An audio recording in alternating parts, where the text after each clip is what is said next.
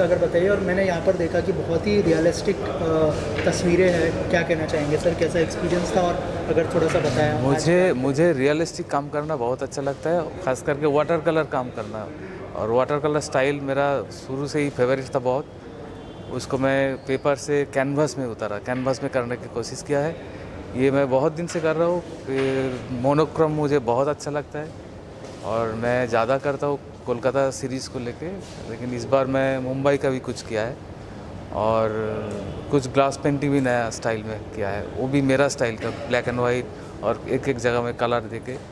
हाँ, मोनोक्रोम ऐसा एक कलर थीम है जिसमें नॉस्टैल्जिक फील होता है, जैसे कोई कुछ पुराना चीज़, पुराना बिल्डिंग, मुझे बहुत अच्छा लगता है ये करने में। राइट सर, हमने जैसे यहाँ पे देखा कि कोलकाता और मुंबई की तस्वीरें यहाँ पर लगी हुई है, तो क्या वो सिर्फ आपका एक्सपीरियंस है कोलकाता और मुंबई का, इसके लिए आपने सिर्फ हाँ, मेरा एक्सपीरियंस तो है इसमें। मैं बहुत सारा फोटोग्राफी करता हूँ और सिटी का जो लाइट एंड शेडो है वो मुझे बहुत अच्छा लगता है।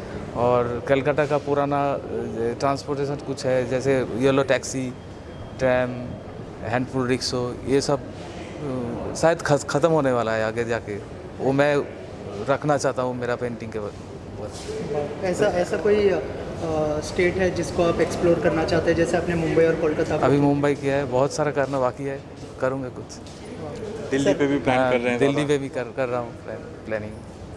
सर, आपका एसोसिएशन के बारे में बताइए, अर्पण जी के साथ किस तरह का एसोसिएशन है? और हम लोग की गैलरी है ईजल स्टोरीज़ के नाम से, नोएडा में है गैलरी।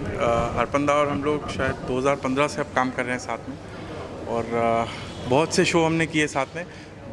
मुंबई में हमारा ये पहला सोलो शो है अर्पण दा के लिए, और हमें बहुत खुशी है कि हमें जहांगीर आर्ट गैलरी मिली इनके काम दिखाने के लिए, क्योंकि इतना बड़ा बॉडी ऑफ वर्क दिखाना भी आसान नहीं है, उसके लिए आपको जगह चाहिए होती है।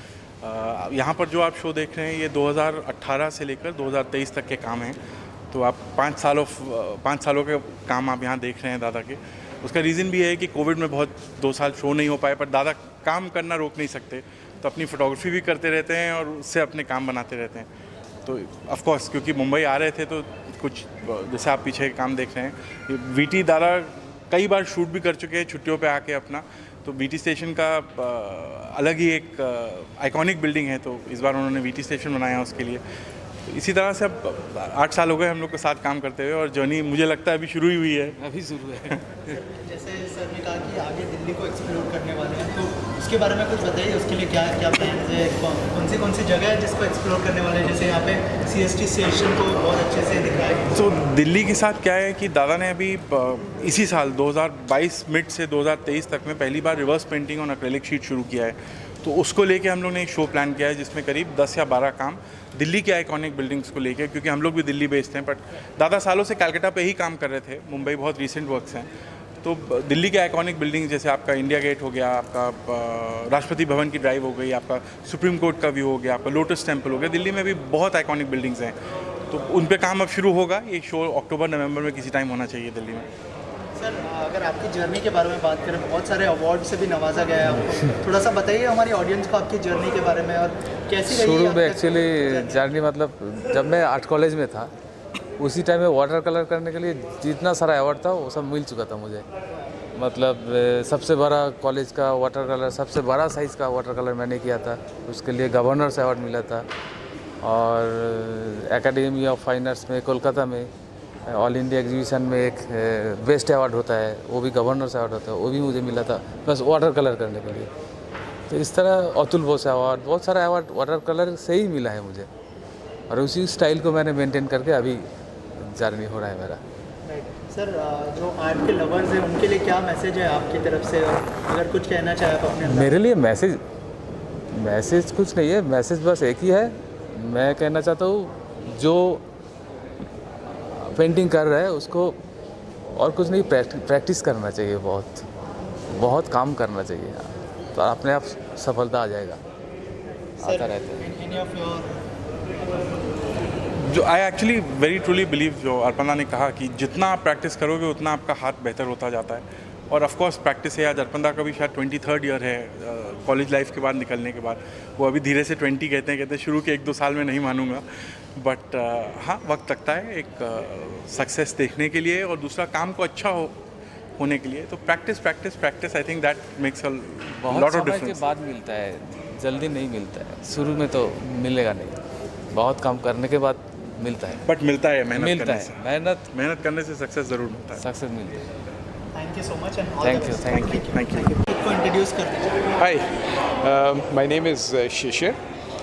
मैं 20 साल इंडियन एडमिनिस्ट्रेटिव सर्विस में था, उसके बाद 20 साल वर्ल्ड ट्रेड ऑर्गेनाइजेशन में भी था और अब अडानी ग्रुप के साथ हूँ। And I am here for this exhibition which I think is an outstanding work. अगर आप एक एक इंडिविजुअल पीस को देखें तो अर्पण भौमिक जी ने जो इसमें मेहनत और प्यार, और सबसे बड़ी I think the most important thing is his creativeness. बहुत कम ऐसी पेंटिंग्स होती हैं जहाँ बैकग्राउंड में you have black and white and there is one bit of colour. And मैं वाकई I think it's a phenomenal genre जो कि उन्होंने परफेक्ट किया है। ऑल्सो यहाँ पे जो है कोलकाता और मुंबई को एक्सप्लोर किया गया है, और ऐसी कौन सी सिटी स्टेट है जिसको आप चाहेंगे कि एक्सप्लोर हो इन फ्यूचर?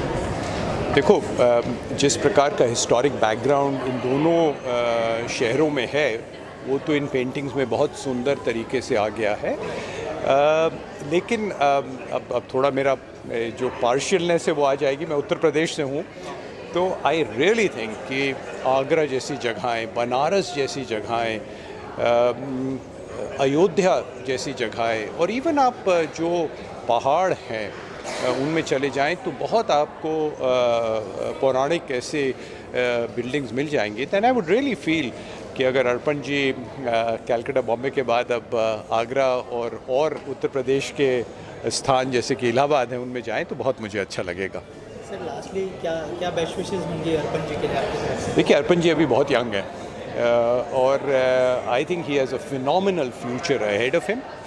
और सबसे बड़ी बात जो मैं आर्टिस्ट तो नहीं हूँ बट ये कहूँगा कि ही मस्ट कीप री इन्वेंटिंग हिमसेल्फ।